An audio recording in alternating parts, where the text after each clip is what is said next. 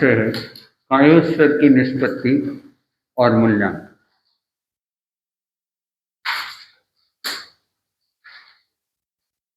आज दूसरा दिन है। कल भी हमने 4-5 बार लगभग कायोस्तर किया, आज भी 5-6 बार कायोस्तर हो गया। तो क्या निष्पत्ति हुई, क्या अनुभव हुआ, वो तो आप अनुभव कर रहे हैं। उसको हम शब्दों में वापस समझने का प्रयास करेंगे कि जब हम कायोस्तर करते हैं तो शरीर को शिथिल करते हैं, तो शरीर को शिथिल करने से उसका तनाव दूर होता है।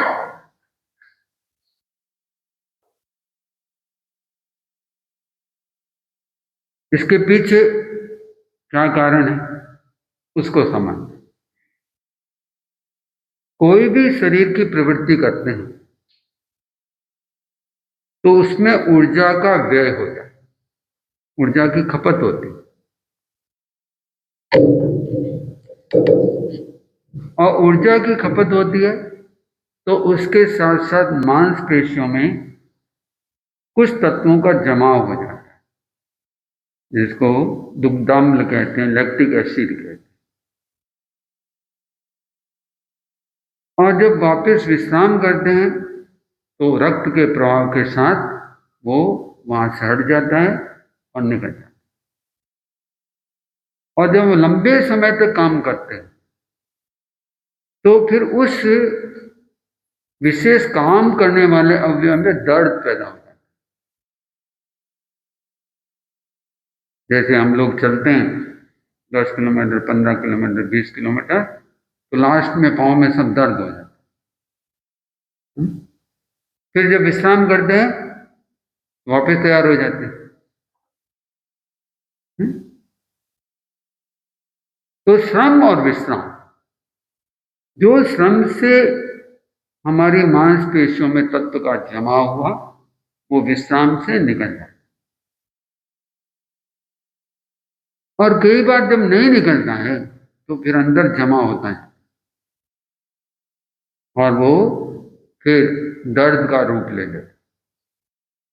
तो कायोस्तर के द्वारा जब हम एक एक मांसपेशी पर ध्यान केंद्रित करते हैं तो वहां पर रक्त का प्रवाह बढ़ जाता है, प्राण की धारा बढ़ जाती है और उसके साथ साथ वहां से वो तत्व हटने लग जाते हैं। तो इसके कारण से वो धीरे धीरे धीरे कायोस्तर में आपके शरीर में जो दर्द है वो निकल जाता है। एक बार में नहीं निकलता है। जब हम बार बार कायोस्तर करते हैं, लगातार कायोस्तर करते रहते हैं, फिर देखेंगे कि शरीर एकदम हल्का हो, हल्कापन लगता है।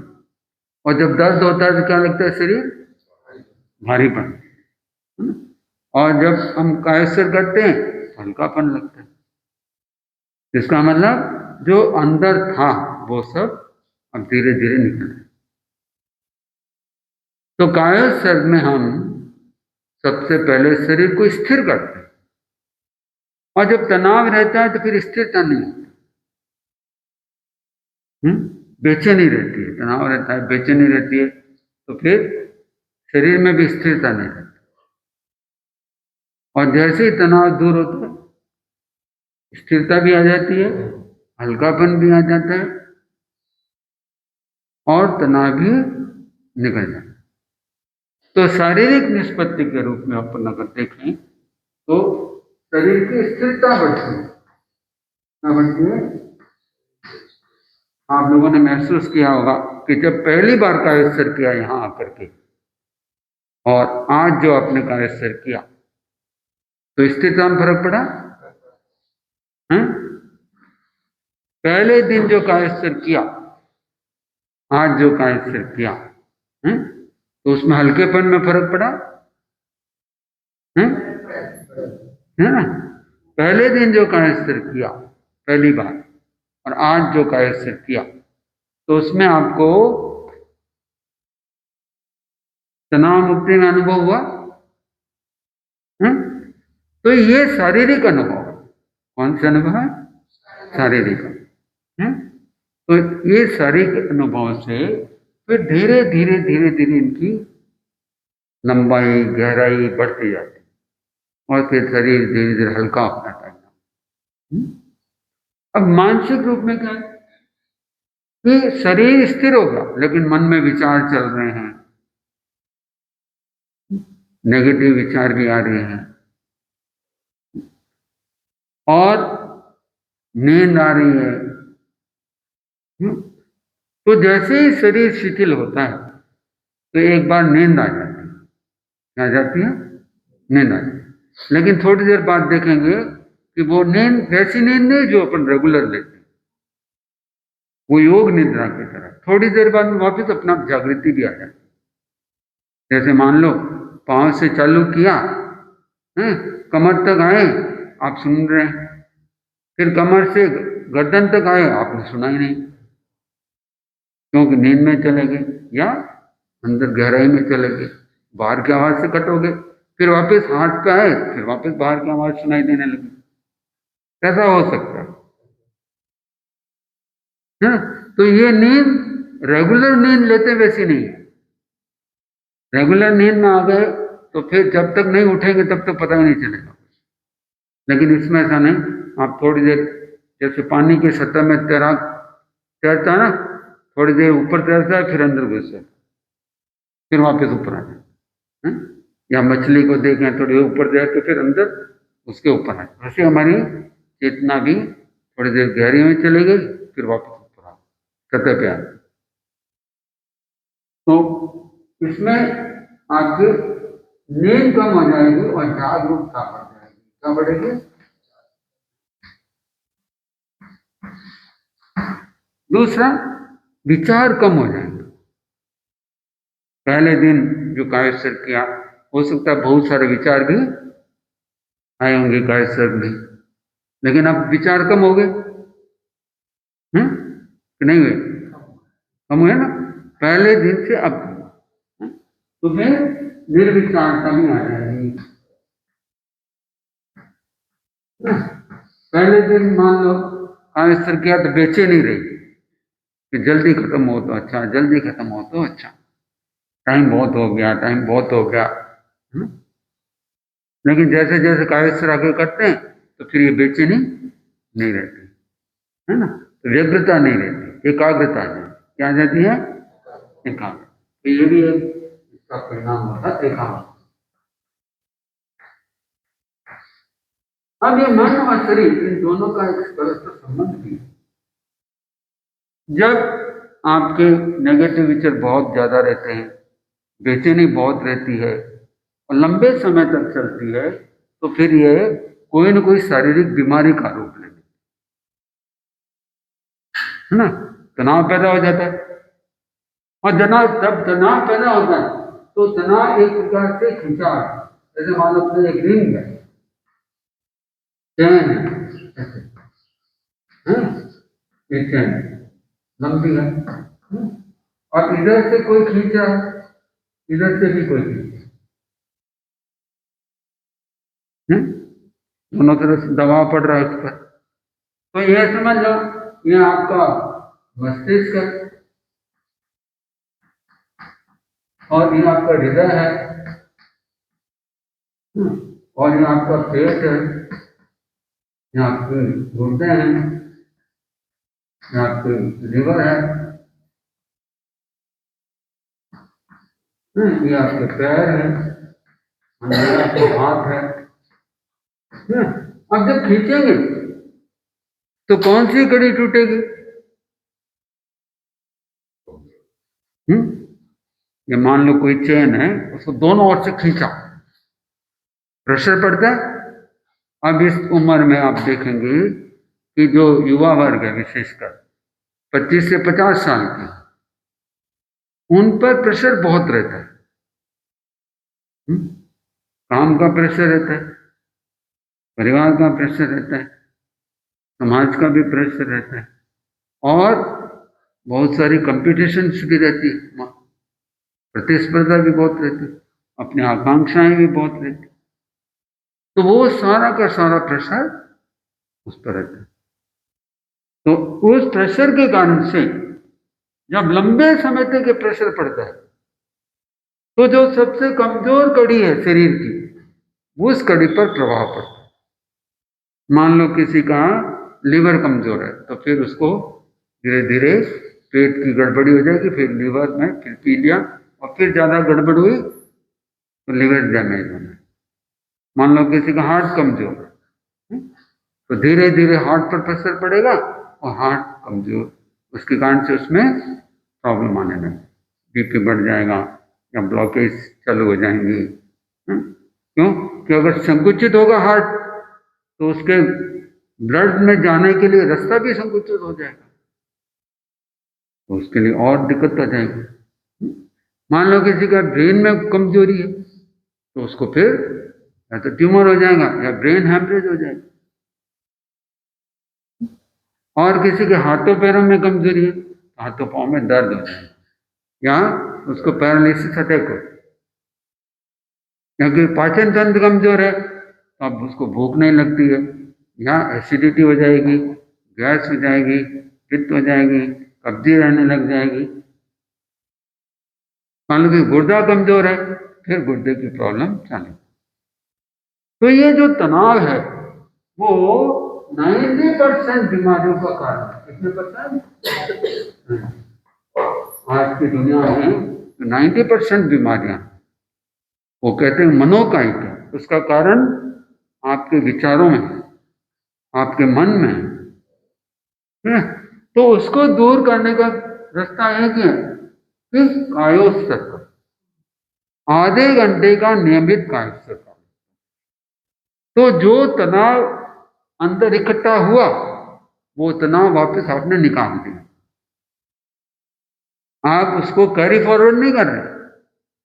जैसे आप अकाउंट में करते ना, पीछे का आगे कैरी फॉरवर्ड कर देते, कितना जमा है कितना नाम है, लेकिन अपने तनाव को कैरी फॉरवर्ड नहीं करना।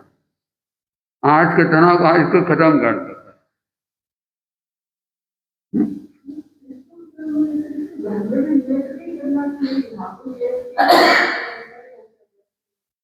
वो अलग चीज है, वो हम कुछ बात करता हूं मैं उसको।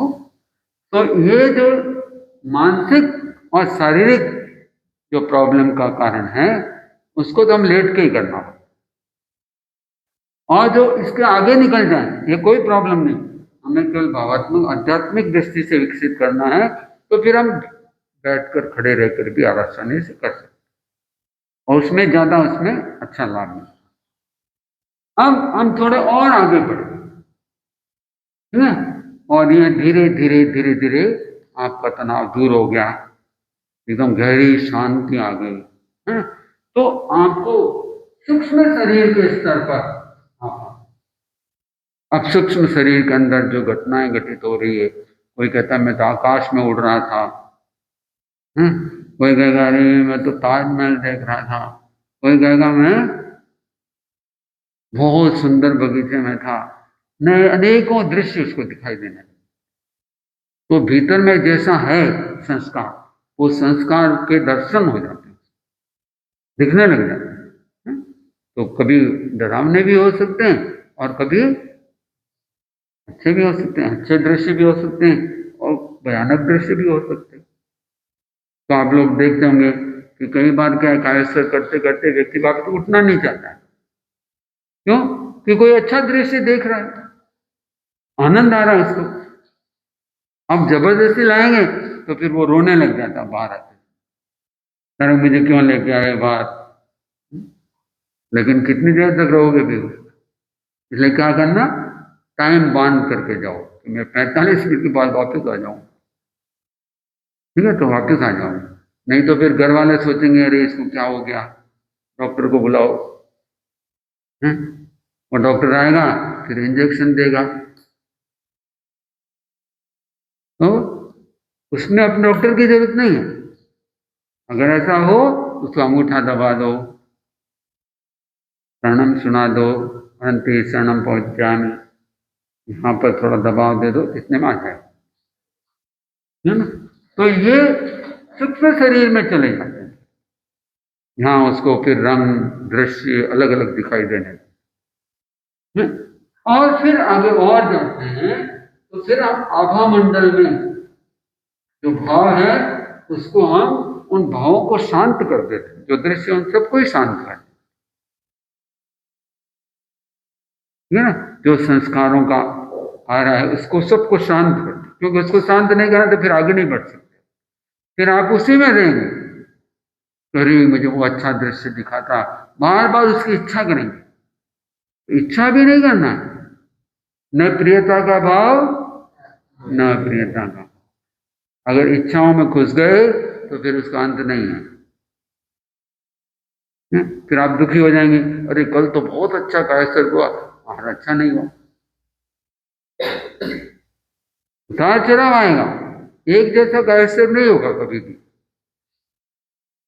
इसलिए अपने को दुखी नहीं होना है, अपने को तो ठेठ वेद विज्ञान तक जाना। तो कभी थोड़ा अच्छा भी हो सकता है और थोड़ा कभी कम अच्छा भी हो सकता है।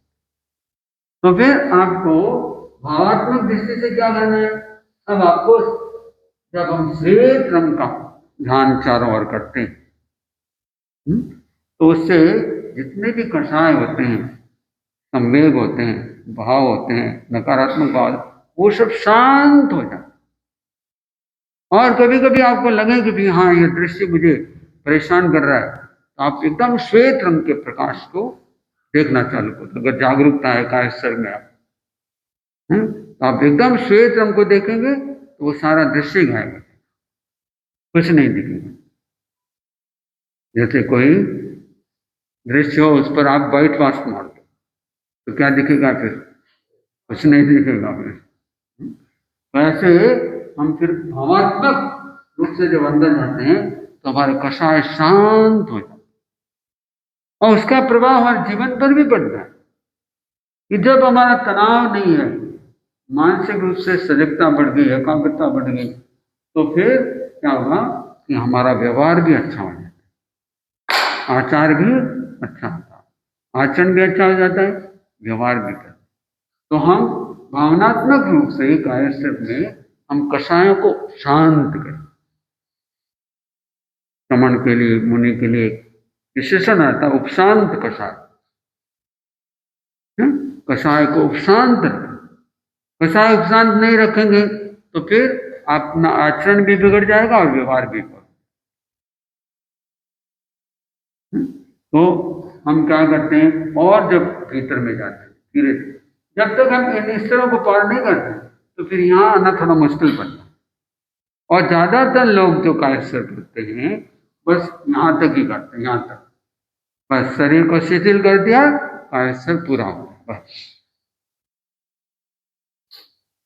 लेकिन कायस्थ का मुख्य प्रयोजन केवल मानसिक रूप से नहीं, यह तो आप करेंगे तो आपको मनोकाय बीमारियों से लाभ मिलेगा। डिप्रेशन, अवसाद और चिंता, भय ये धीरे धीरे धीरे निकल भी जाए।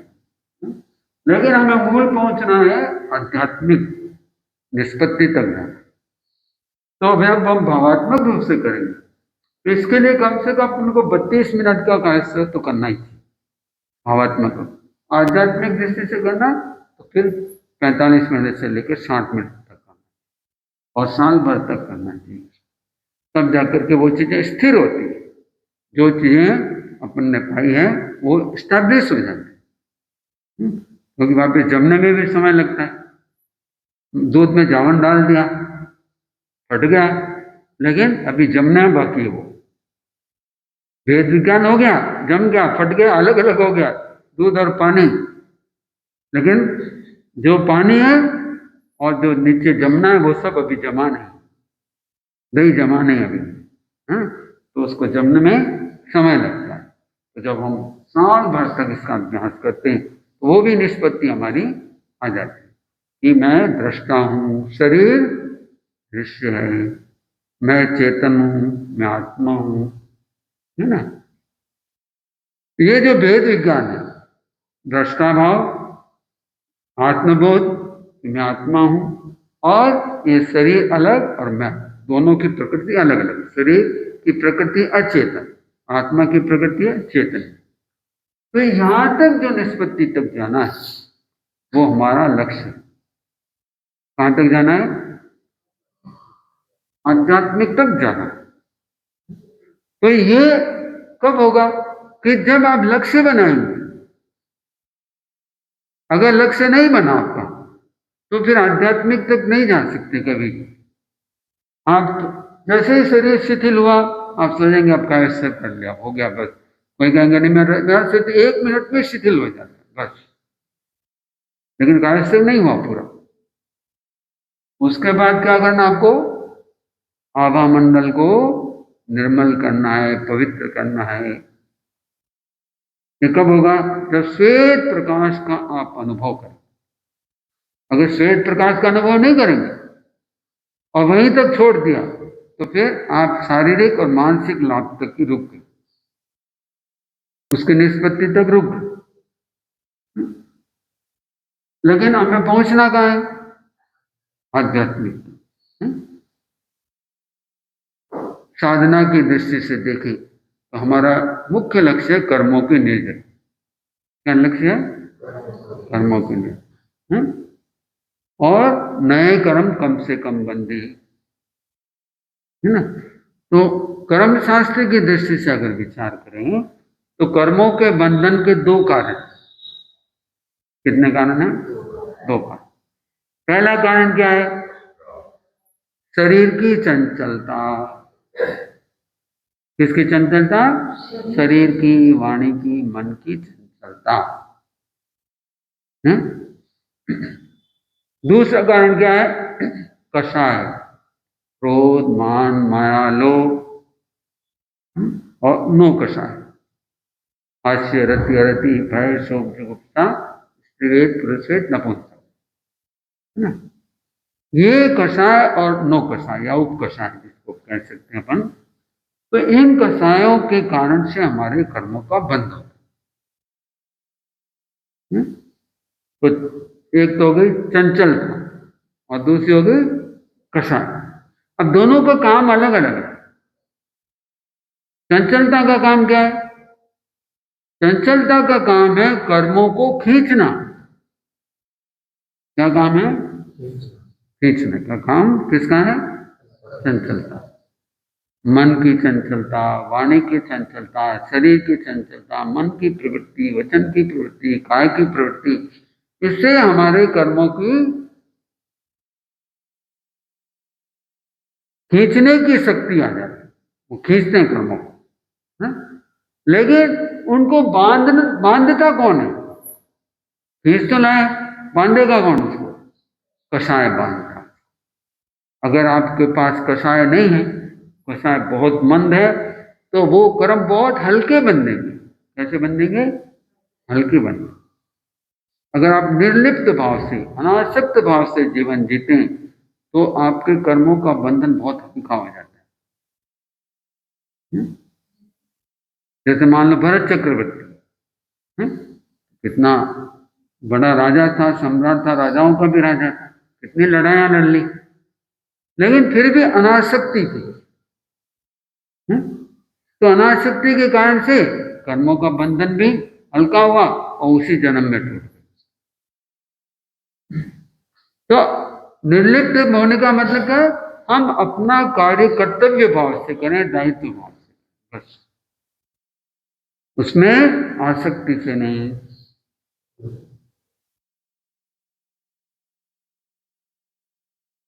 तो भावात्मा हो गया, फिर आध्यात्मिक। तो आध्यात्मिक में भी 3 बातें हो जाएगी कि पहले तो दृष्टा भाव, और लास्ट में उस चीज को देख सको थोड़ी देर के लिए, ये शरीर पड़ा है और मैं इसको देख रहा हूं। 1 minute, 2 minute, 3 minute, 4 minute, 5 second, 10 second, 15 second, 20 second आप उसको देखते रहो। तो यह दृष्टा भाव, केवल देखना, देखते रहे। देखते देखते फिर आपने अपने महसूस किया कि जो देखने वाला है वो आत्मा है। देखने वाला कौन है? आत्मा। और वो मैं हूं। कौन है वो? मैं। तो मैं आत्मा हूं, तो ये आत्मबोध हो गया। ठीक है। अब तीसरा और थोड़ा टाइम मिल गया आपको, तो आप देख रहे हैं कि ये जो दिख रहा है और जो मैं देख रहा हूं ये दोनों एक चीज नहीं है। ये दोनों क्या है? अलग अलग। इनकी प्रकृति भी अलग है, इनका धर्म भी अलग है, गुण भी सब अलग है। तो ये निष्पत्ति हमको पहुंचना। अब इस निष्पत्ति तक आपको धीरे धीरे पहुंचे, तो आपकी जो प्रोग्रेस है वो कैसे पता चलेगी? कि कायोत्सर्ग करने के बाद जो स्व मूल्यांकन पत्रक है आपके पास, वो रोज भरते रहे। आप कायोत्सर्ग करने के बाद उसको जब भरेंगे, घर पर भी भरेंगे, तब आपको पता चलेगा कि वे मेरी प्रोग्रेस किस दिशा में जा रही है। स्थिरता बढ़ रही है कि वापस कम हो रही है, जागरूकता बढ़ रही है कि कम हो रही है, व्यग्रता बढ़ रही है कि कम हो रही है, सफेद रंग दिख रहा है क्या बंद हो गया, और जो ज्ञाता दृष्टा भाव का अनुभव हुआ वो बंद हो रहा है कि वापस को इतना ही। तो एक बार तो घर पर जाएंगे तो सब गाड़ी डावाडोल हो जाएगी। क्यों? कि यहाँ तो 9-10 बार करते हैं, 7-8 बार कर लेते हैं। घर पर जाएंगे तो मुश्किल से एक बार भी टाइम निकालना भारी पड़ेगा। और यहाँ तो वातावरण सब अनुकूल है और घर पर सब प्रतिकूल वातावरण है। तो 1 महीने तक तो क्या है, आपस में संघर्ष चलता रहेगा। और संघर्ष में देखेंगे कि जो नंबर आपके 8-9 आ रहे थे, अब वो 1-2 में ही बच गए।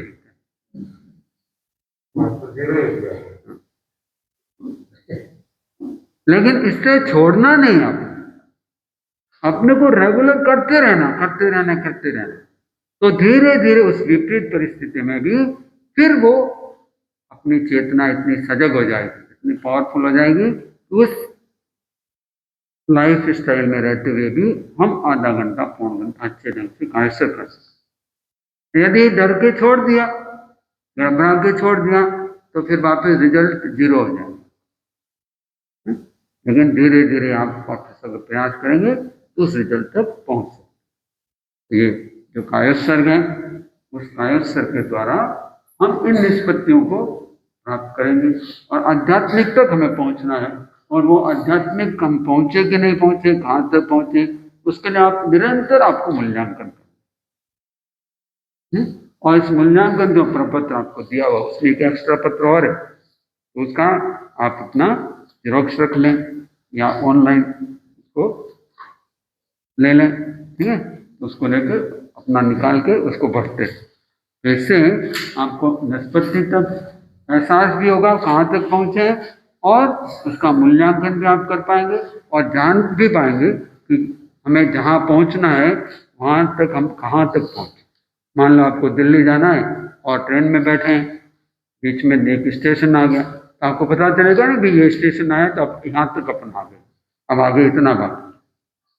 तो ऐसे ही हम जानते हुए, अनुभव करते हुए, अपने प्रोग्रेस को समझते हुए अगर आगे बढ़ेंगे तो आपका उत्साह भी बना रहेगा और निरंतरता भी बनी रहेगी, और एक टारगेट भी आपके सामने रहेगा कि मुझे वेद विज्ञान को प्राप्त करना है।